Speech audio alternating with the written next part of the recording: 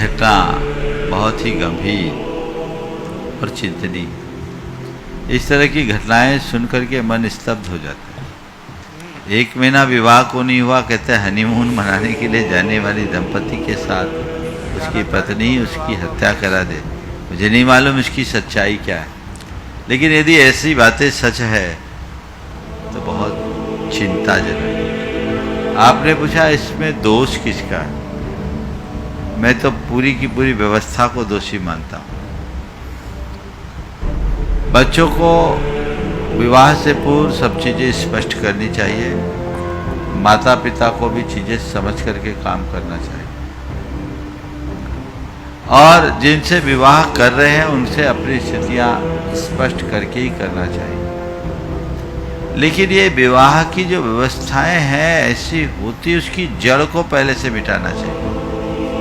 बचपन से ही बच्चों का लालन पालन इस तरीके से करना चाहिए कि ऐसे स्टेप वो ले ही ना, वो अपनी मर्यादा का हनन ही ना करे। हम मर्यादाएं सिखाते नहीं हैं, बाद में आदेश थोपते हैं।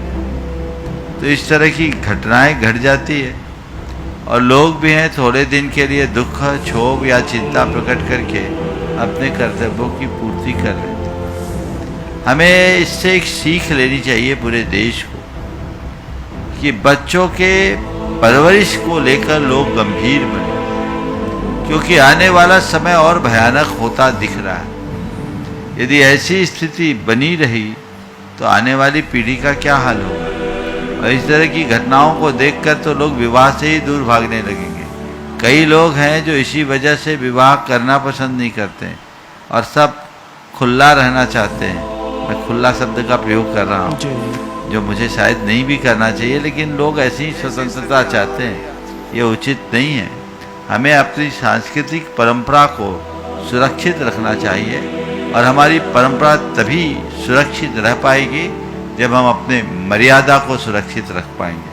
आपने पूछा दोष किसका है? मैं कहूँगा दोष आज की सोच का है, दोष आज की व्यवस्था का है। हमें सोच को परिवर्तित करना होगा और अपनी पुरातन पारंपरिक मर्यादापूर्ण व्यवस्था को स्थापित करने के लिए सचेष्ट होना होगा। अन्यथा इससे भयानक घटनाओं की पुनरावृत्ति को हम रोक नहीं सकेंगे।